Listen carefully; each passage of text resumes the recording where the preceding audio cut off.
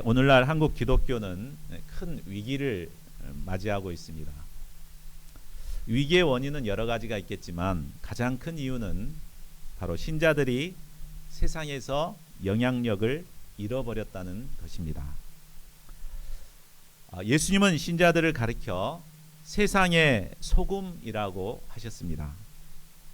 신자는 각자 살아가는 곳에서 소금과 같은 영향력 있는 삶을 살아야 합니다. 그래서 부패를 방지하고 또 있는 곳에서 그리스도의 향기를 드러내며 맛을 내는 자들이 되어야 합니다. 그러나 오늘날 신자들의 삶은 어떠합니까? 거대한 세상의 권세 앞에 주눅이 들어서 기가 죽어서 자신이 크리스찬이라는 것도 자신 있게 드러내지 못하고 살아가고 있습니다. 마치 맛을 잃은 소금이 되어서 살아가고 있는 것입니다. 자, 이런 우리에게 오늘 사도 바울은 큰 도전을 주고 있습니다. 사도 바울은 오늘 당시 이스라엘에서 가장 큰 권세를 가진 사람들 앞에서 죄수의 몸으로 서게 됩니다. 그러나 그런 상황에서도 사도 바울은 전혀 기가 죽지 않습니다. 오히려 그들을 불쌍히 여기고 담대히 그들에게 복음을 전합니다. 그러면 사도 바울이 그처럼 담대할 수 있었던 이유가 무엇일까요? 본문 말씀을 통해 그 비결을 배우고 사도 바울의 영적 스피릿을 덧입어 가을 학기를 출발하는 저희 모두가 되기를 기도합니다. 파트 1, 가이사에게 상소한 바울, 25장 1절에서 12절 말씀입니다. 벨릭스 총독의 뒤를 이어서 베스도가 유대 총독으로 부임했습니다. 베스도는 부임한 지 3일 만에 유대 종교 지도자들을 만나기 위해서 가이사랴에서 예루살렘으로 올라갑니다. 이를 통해서 종교 지도자들과 좋은 관계성을 맺고 안정적으로 유대 지역을 통치하고자 함이었습니다. 우리가 이제 새로운 시장이 오거나 지도자들이 오면은 초도 순시라고 해서 그 관할 지역을 다니게 되죠. 이제 그렇게 합니다. 그럴 때는 이제 관할 지역에서 자신들의 가장 그 현안 문제를 이렇게 해결해 달라고 이렇게 부탁을 하기도 합니다. 자, 그런데 2절과 3절을 보십시오. 대제사장들과 높은 지위에 있던 사람들은 베스도를 만나는 자리에서 바울을 고소합니다. 그리고 바울을 예루살렘으로 옮겨주기를 청합니다. 그 이유는 바울이 오는 길에 매복에 있다가 바울을 죽이기 위해서였습니다. 참 끈질긴 것 같습니다. 2년이 지났는데도 전혀 이렇게 바울을 이렇게 잊지 않고 어찌하든지 죽이고자 이렇게 하고 있습니다. 자, 처음 인사차 온 자리에서 부탁한 것이라 베스도는 거절할 수 없었습니다. 그래서 그들의 고소를 수용합니다. 그러나 바울을 예루살렘으로 데려오는 것은 수용하지 않습니다. 4절 5절을 보십시오. 바울은 이미 가이사랴에 구류되어 있고 자기도 곧 그곳으로 가야 합니다. 그러니 그들 중에 유력한 자들이 자기와 함께 가서 고발을 하라고 합니다. 참 이런 점만 보면 베스도는 굉장히 분별력과 지혜가 있는 총독임을 알 수 있습니다. 자, 6절을 보십시오. 유대에서 8일에서 10일 정도를 지낸 후에 베스도는 유대인의 유력한 사람들과 함께 가이사랴에 가게 됩니다. 그리고 가이사랴에 도착한 바로 다음 날 재판을 열었습니다. 그리고 바울을 데리고 와 피고인석에 서게 합니다. 자, 7절 8절을 보십시오. 예루살렘에서 내려온 유대인들은 바울을 둘러서서 여러 가지 중대한 사건으로 바울을 고발합니다. 그러나 역시 말뿐이지 그 증거는 하나도 제시하지 못합니다. 바울은 자신이 유대인의 율법이나 성전이나 가이사에게 도무지 죄를 범하지 않았다고 자신을 변호했습니다.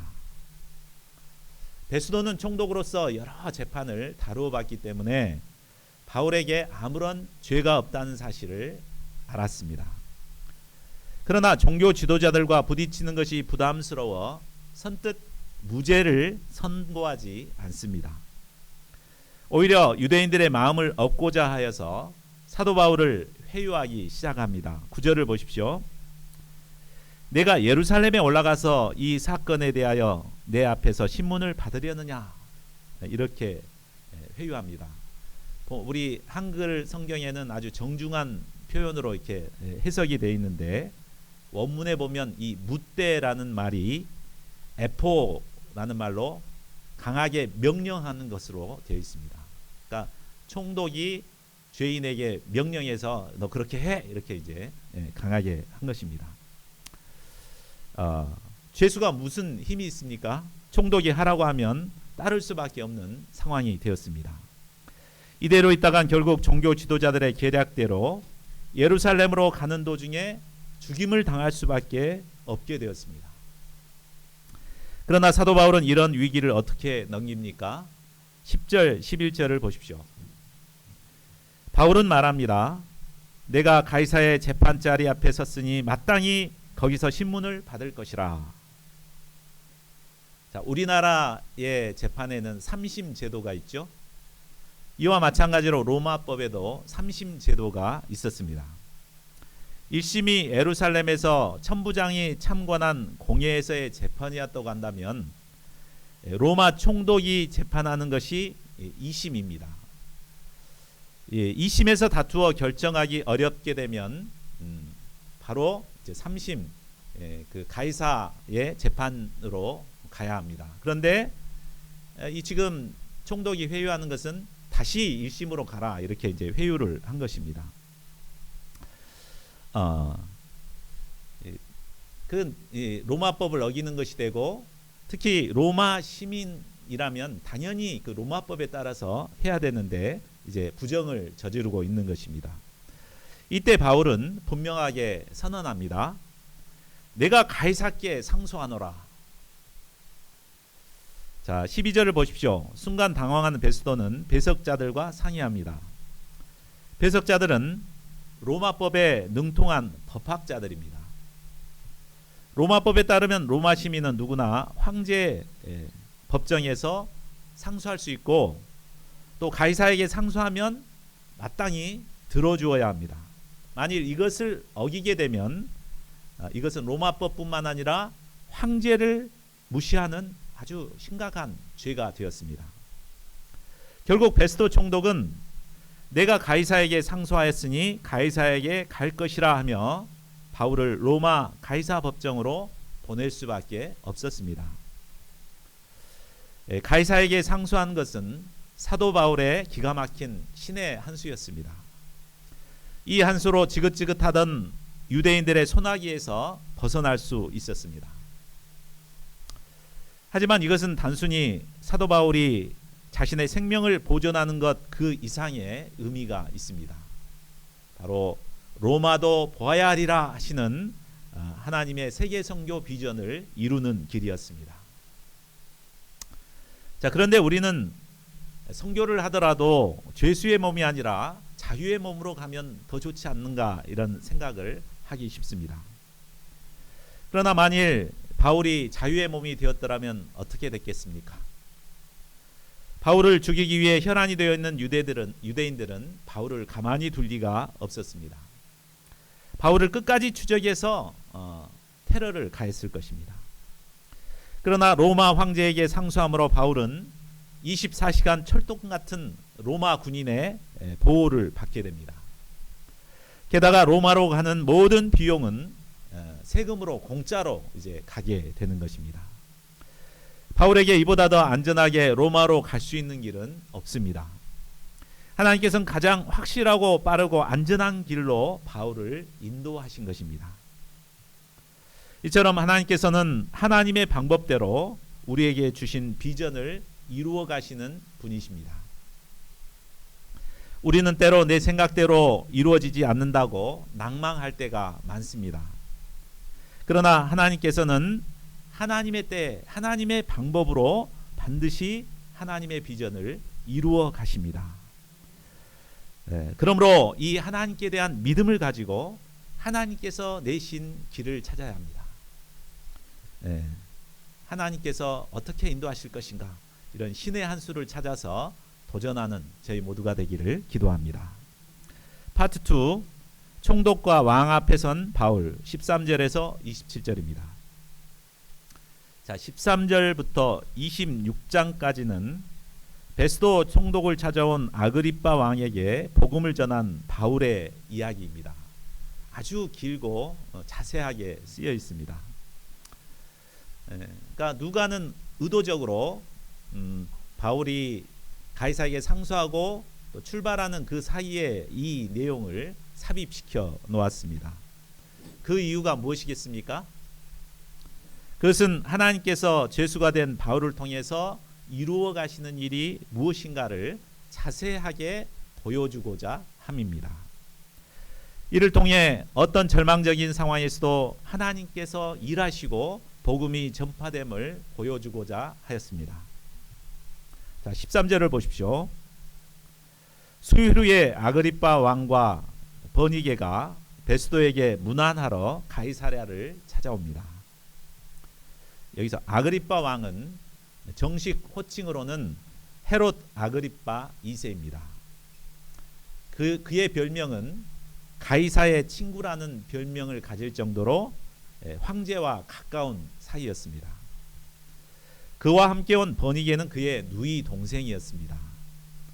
또한 그녀는 벨릭스의 아내인 드루실라의 언니이기도 했습니다.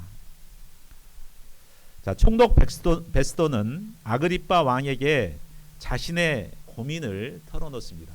그의 고민이 무엇이겠습니까? 26절을 참고해 보면 그의 고민은 바로 바울을 상소하는 이유가 무엇인가를 찾을 수가 없었던 것입니다. 당시 로마 가이사의 법정에 상소를 하려면 분명한 죄가 있다거나 또 그에 상응한 이유가 있어야 했습니다. 이유 없이 상소를 하게 되면 무능한 총리로 낙인이 찍힐 수 있습니다.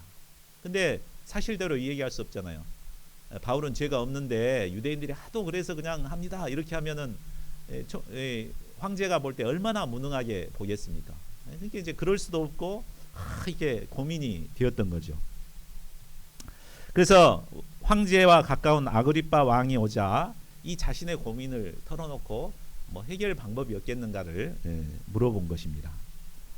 14절 하반절에서 21절까지는 벨릭스가 이 사건의 전체적인 개요를 설명하는 내용입니다. 그 내용은 잘 알고 있으니 넘어가겠습니다. 자, 22절을 보십시오.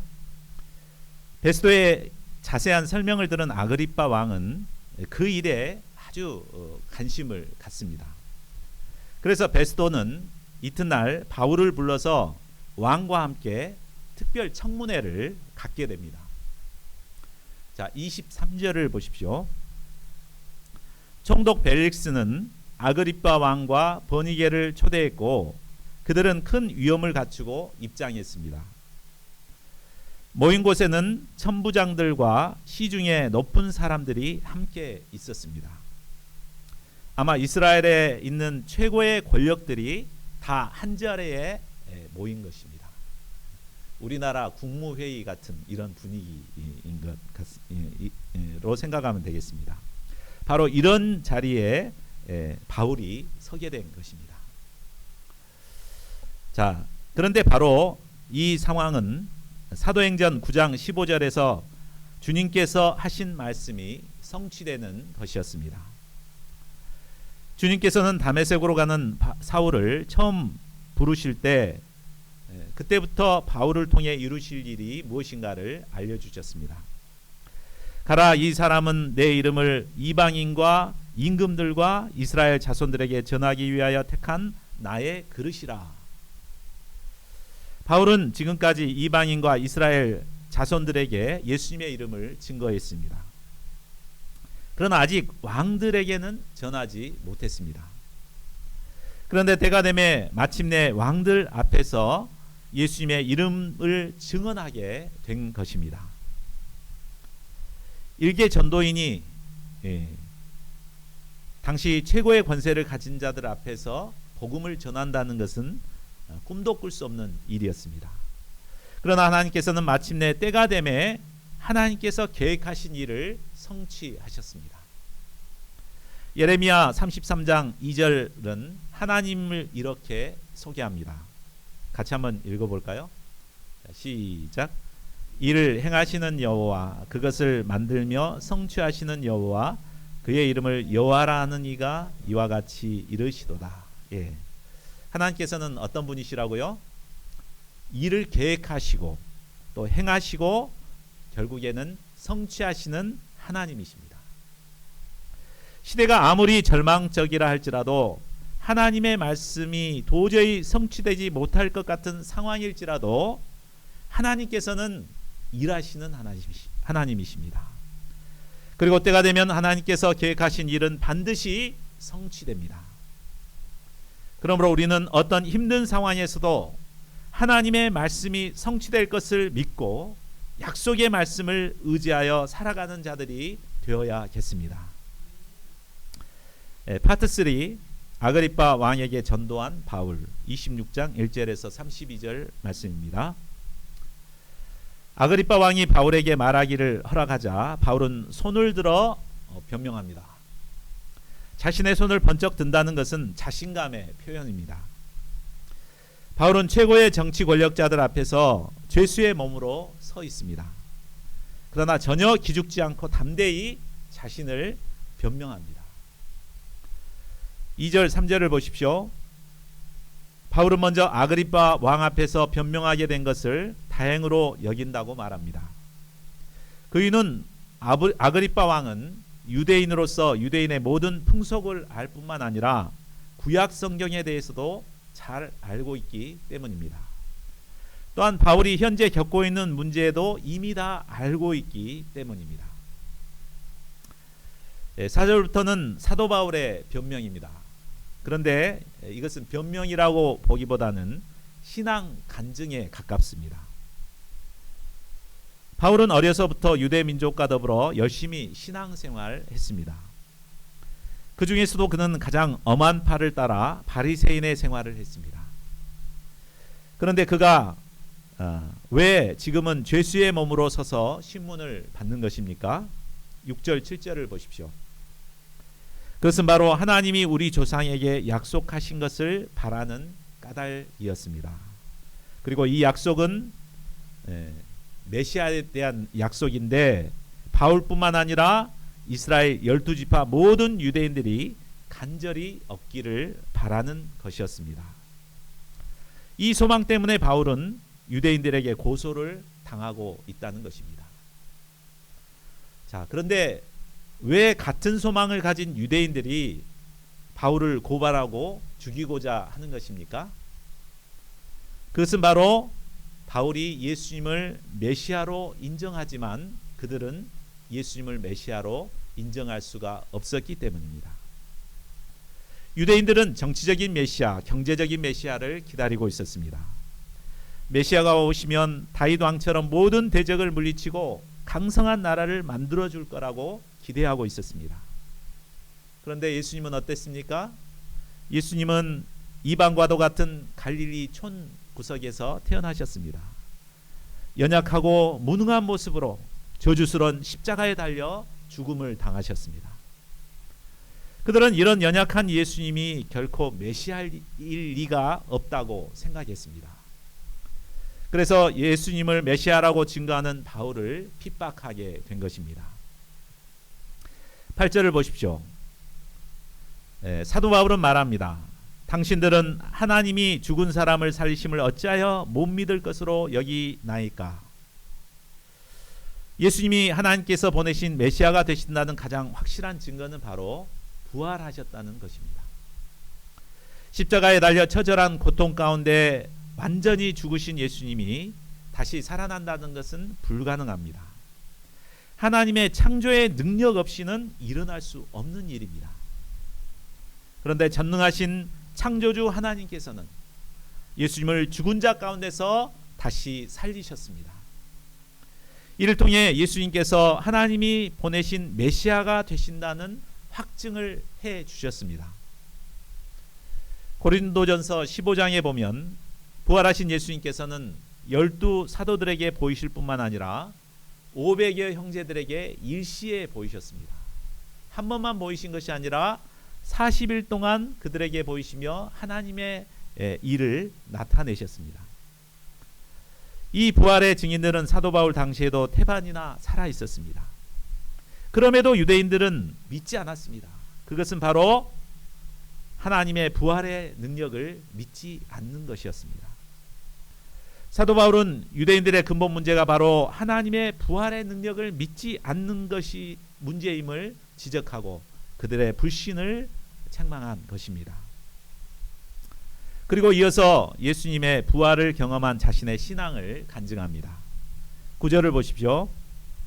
나도 나사렛 예수의 이름을 대적하여 많은 일을 행해야 할 줄 스스로 생각하고, 바울도 과거에는 다른 유대인들처럼 영적으로 무지하여 어둠 속에 있었습니다. 유대인들이 했던 것처럼 자신도 예루살렘에서 예수님의 이름을 대적하는 일을 많이 했습니다.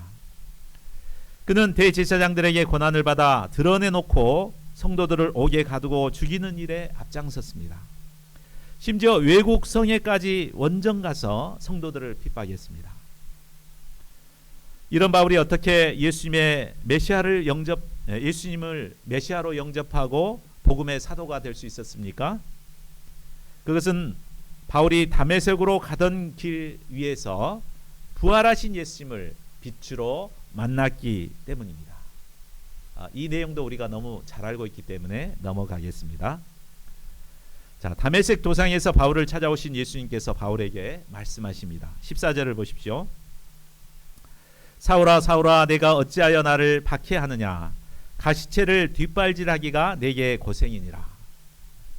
가시체는 짐승의 뒷발질을 막기 위해서 뒷다리 쪽에 이렇게 달아놓는 가시 달린 막대기를 말합니다. 짐승이 성질을 부려서 뒷발질을 하게 되면 여기에 찔려 고통을 받습니다. 너무 고통스럽다 보니까 결국은 포기하고 주인에게 길들여져 순종하게 됩니다.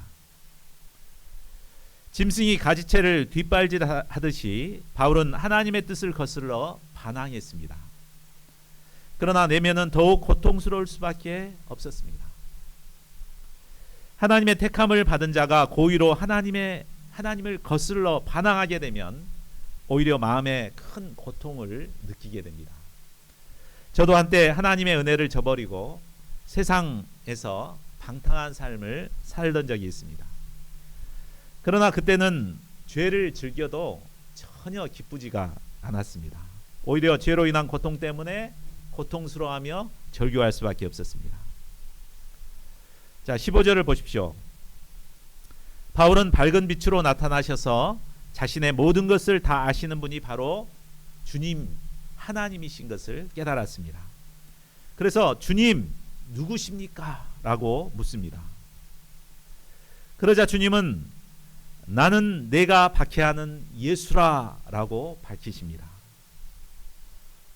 자신이 그토록 박해하던 예수님이 바로 주요 메시아요 하나님이 되신다는 것을 깨닫게 된 것입니다. 이를 깨달은 바울은 비로소 회개하고 예수 그리스도를 영접하고 그의 종이 됩니다. 바울을 찾아오신 예수님은 장차 그가 감당해야 할 사명이 무엇인가도 가르쳐 주십니다. 예수님께서 사도 바울에게 주신 사명은 첫째로 자립적인 종이 되는 것입니다. 일어나 너의 발로 서라, 이 말은 예수님의 말씀을 의지하여 스스로 일어나 서서 걸어가는 자립적인 종이 되라는 말입니다. 둘째로 예수님의 종과 증인이 되는 것입니다. 종은 주인의 명령에 절대적으로 복종하는 자입니다. 또한 증인은 자신이 본 것을 가감없이 증거해야 할 사명을 가진 자입니다. 바울이 증거해야 할 내용은 먼저 예수님을 어떻게 보게 되었는가에 대한 신앙 간증입니다. 다음은 장차 예수님께서 바울에게 보여주실 일에 대해서 자신이 본대로 증언하는 일입니다. 셋째로 이스라엘과 이방인들을 구원하는 것입니다. 17, 18절을 보십시오. 현재 이스라엘과 이방인들의 영적 상태는 영적인 소경이 되어 보지 못하고 있습니다.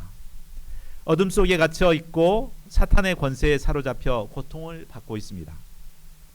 바울은 이런 그들에게 가서 영적인 눈을 뜨게 하고 어둠에서 빛으로, 사탄의 권세에서 하나님께 돌아오게 해야 합니다. 이를 통해 그들이 죄사함과 구원의 은혜를 누리고 장차 하나님 나라의 기업을 얻도록 도와야 합니다. 자, 자립적인 종이 되고 예수님의 증인이 되고 또 세상 사람들을 구원하는 이 세 가지 사명은 비단 사도 바울에게만 주신 사명이 아닙니다. 예수님을 영접한 자라면, 또 예수님을 인격적으로 만나고 구원의 은혜를 누린 자라면 누구나 감당해야 할 사명입니다. 그러면 사도 바울은 주님이 주신 이 사명을 어떻게 감당합니까? 19, 20절을 보십시오. 사도 바울은 아그리빠 왕에게 자신이 받은 사명을 가르쳐 하늘에서 보이신 것이라고 했습니다. 즉 바울은 하나님께서 주신 명령을 하나님께서 하늘에서 자신에게 내려주신 절대적인 사명으로 영접했음을 말해줍니다. 때문에 그는 목숨을 걸고 이 사명을 어쩌든지 감당하고자 했습니다. 그는 먼저 사명을 받았던 장소인 다메섹에서부터 사명을 감당했습니다. 그리고 예루살렘과 유대 온 땅과 이방인에게까지 가서 회개하고 하나님께로 돌아와서 회개에 합당한 일을 하라고 전파했습니다. 22, 23절은 바울이 전한 복음의 내용을 말해줍니다. 바울은 구약의 선지자들과 모세가 예언한 그 말씀에 기초해서 바른 메시아관을 가르쳤습니다. 그 내용은 바로 그리스도가 고난을 받으실 것과 죽은 자 가운데서 살아나서 이방인들에게 빛을 전하게 될 것이라는 내용이었습니다. 바울은 가는 곳마다 이 복음을 전했습니다. 그리고 유대인들은 영접하지 않고 오히려 바울을 시기하여 성전에서 잡아 죽이고자 했습니다. 자, 여기까지가 바로 사도 바울이 그 지도자들 앞에서 변명한 내용이요, 신앙 간증이었습니다. 자, 24절은 베스도 총독의 반응입니다. 그는 크게 소리 지르며 말합니다. 바울아, 내가 미쳤도다. 내 많은 학문이 너를 미치게 한다. 사실 성경을 잘 모르는 베스도 입장에서 사도 바울의 그 간증을 이해한다는 것이 쉬운 일이 아니었습니다. 주께 받은 사명을 감당하기 위해서 자신의 전 인생을 걸고 죽을 각오로 사명을 감당하는 바울의 모습이 정상적으로 보일 리가 없었습니다. 세상 사람의 눈으로 볼 때 바울은 분명히 미친 사람이 분명했습니다. 바울은 베스도의 비난에 대해 내가 미친 것이 아니라 참되고 온전한 말을 한다며 이해를 구합니다. 자, 우리가 세상 사람들에게 복음을 증거할 때 대부분 이 베스도 총독과 같은 반응을 맞이하게 됩니다. 그러나 그들이 영적인 세계를 몰라서 그런 것이니 굳이 그들의 반응에 신경을 쓸 필요가 없습니다. 대신에 우리가 누구에게 집중을 해야 되겠습니까? 자, 27절을 보십시오. 바울은 베스도 대신에 유대 풍속을 잘 아는 아그리빠 왕에게 집중하여 그를 돕고자 합니다. 바울은 아그리빠 왕에게 묻습니다. 왕이여, 선지자를 믿으시나이까? 믿으시는 줄 아나이다. 선지자를 믿는다면 선지자들이 예언한 그 메시아 예수 그리스도도 당연히 믿어야 한다는 말이었습니다. 눈치 빠른 아그리빠 왕은 바울이 간증을 통해 자신을 전도하고 있다는 사실을 알아차렸습니다. 죄수인 주제에 감히 왕을 변화시키려는 바울에게 내가 적은 말로 나를 권하여 그리스도인이 되게 하려 하는도다 하며 책망합니다. 왕이 이렇게 책망하면 기가 죽을 만도 합니다. 그러나 바울은 아그리빠 왕에게 무엇이라고 말합니까? 우리 요절 말씀이죠. 29절을 같이 한번 읽어보겠습니다. 시작. 바울이 이르되 말이 적으나 많으나 당신뿐만 아니라 오늘 내 말을 듣는 모든 사람도 다 이렇게 결박된 것 외에는 나와 같이 되기를 하나님께 원하나이다 아니라. 예. 야, 대단하지 않습니까? 참 사도 바울의 그 자존감이 대단합니다.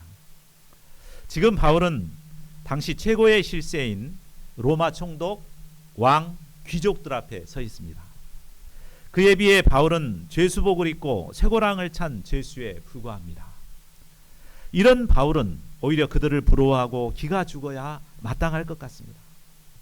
그러나 바울은 모두가 다 나와 같은 사람이 되기를 하나님께 원하나이다 하며 당당하게 말합니다.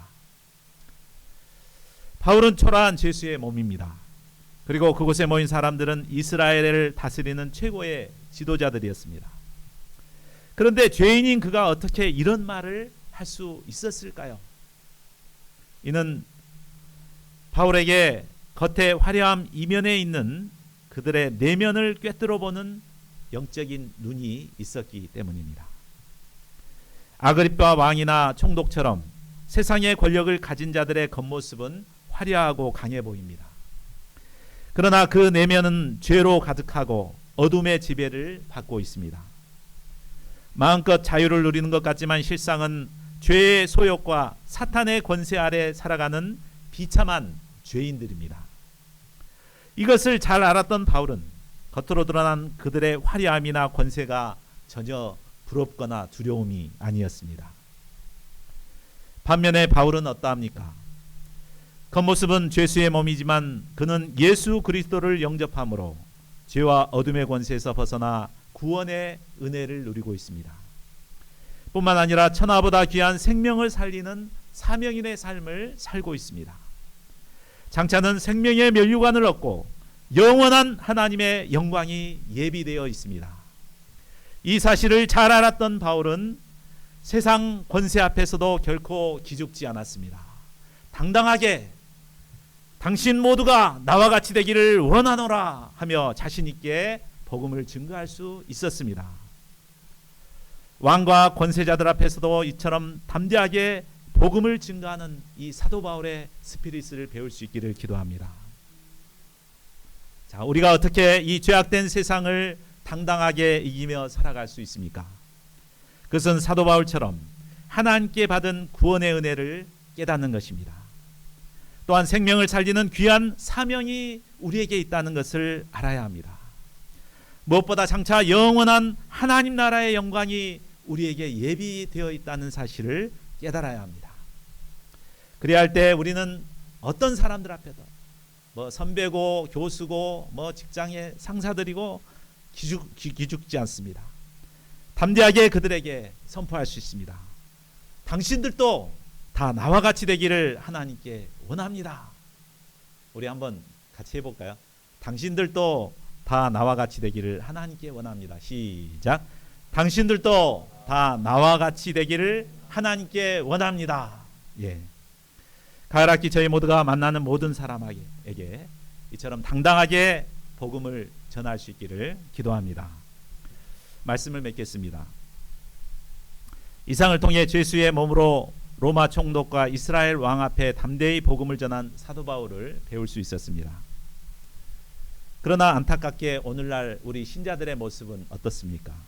서론에서 말했듯이 맛을 잃은 소금처럼 기가 죽어 아무런 영향력을 끼치지 못하고 살아가고 있습니다. 오늘 말씀을 볼 때 그 이유는 하나님 앞에서 자신을 발견하지 못하고 세상 사람들과 비교함으로 자존감을 잃고 기가 죽어 살아가기 때문입니다.